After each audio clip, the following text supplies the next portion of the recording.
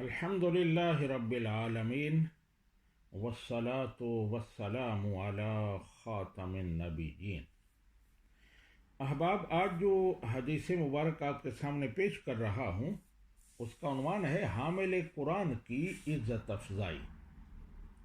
حضرت ابو ہریرہ رضی اللہ تعالی عنہ روایت کرتے ہیں کہ نبی کریم صلی اللہ علیہ وآلہ وسلم نے ارشاد فرمایا، یجیء القرآن یوم القیامت فیقول یا رب حلہ فیلبس تاج الکرامہ، کہ قیامت والے دن قرآن آئے گا اور کہے گا، اے میرے رب، اس صاحب قرآن کو، حامل قرآن کو، قرآن پاک حفظ کرنے والے کو، اس پر عمل کرنے والے کو زیور پہنائے جائیں، اسے بزرگی کا تاج پہنایا جائے گا۔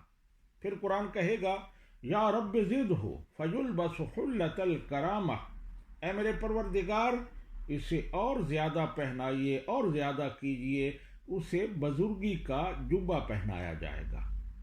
قرآن پھر بھی راضی نہیں ہوگا، پھر عرض کرے گا، یا رب ارض عنہ فیرضی عنہ، اے میرے پروردگار، تو اس سے راضی ہو جائے گا، ہو جا، تو اللہ سبحانہ و تعالی راضی ہو جائے گا۔ پھر صاحب قرآن کو کہا جائے گا، اقرا ورقا ویزاد بکل آیۃ حسنہ، پڑھتا جا اور جنت کے درجے چڑھتا جا۔ پھر ہر آیت کے بدلے اسے ایک نیکی عطا کی جائے گی، اجر و ثواب عطا کیا جائے گا، اور پھر اس کے درجات بڑھائے جائیں گے۔ تو یہ ترمذی شریف کی حدیث ہے اور اس کا نمبر ہے 2915۔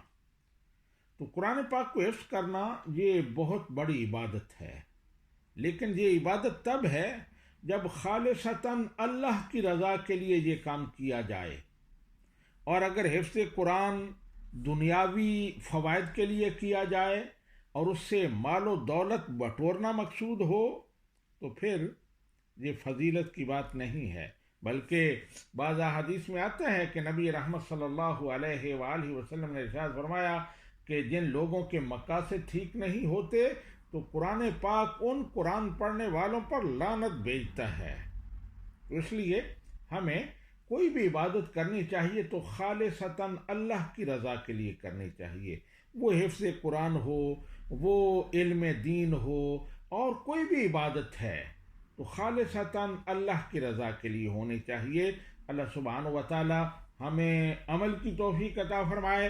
وما علینا الا البلاغ۔